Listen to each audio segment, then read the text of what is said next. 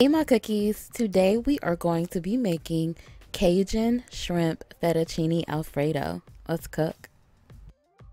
To start, of course, we're going to need some shrimp. Make sure you use a good size. Don't put those little baby salad shrimp in there, okay? And peel them, devein them, wash them really good. Then we're going to season them with some Cajun seasoning, onion and garlic powders, some herbs de Provence, or some Italian seasoning if you can't find it. Should be in the spice aisle. I started mixing and I almost forgot to add in the lemon pepper and the paprika.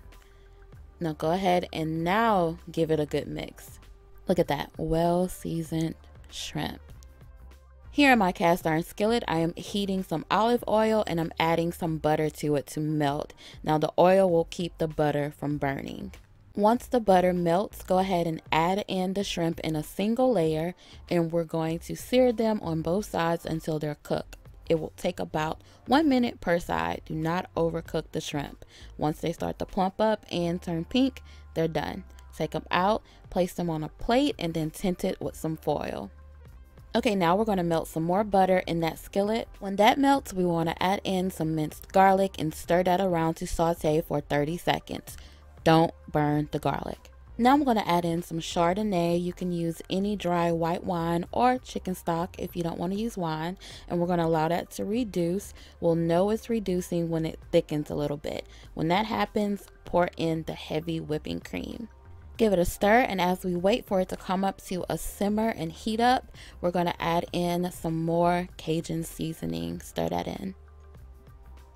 When the sauce heats up and comes to a simmer, we're going to add in our grated parmesan cheese and then whisk it together to get those lumps out. Once that heats up and thickens, we can add in our cooked fettuccine pasta. Just make sure that you cook it according to the package instructions. Make sure that you toss it really well in that sauce so that it coats every noodle, okay?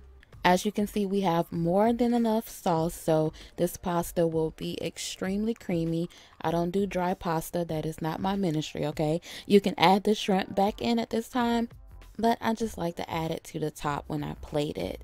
And cookies, this is our Cajun shrimp fettuccine Alfredo. The recipe link will be down there in the description box. Thank you so very much for watching. I hope you enjoyed this. If you did, give your girl a thumbs up. I gotta eat, so until next time, be blessed.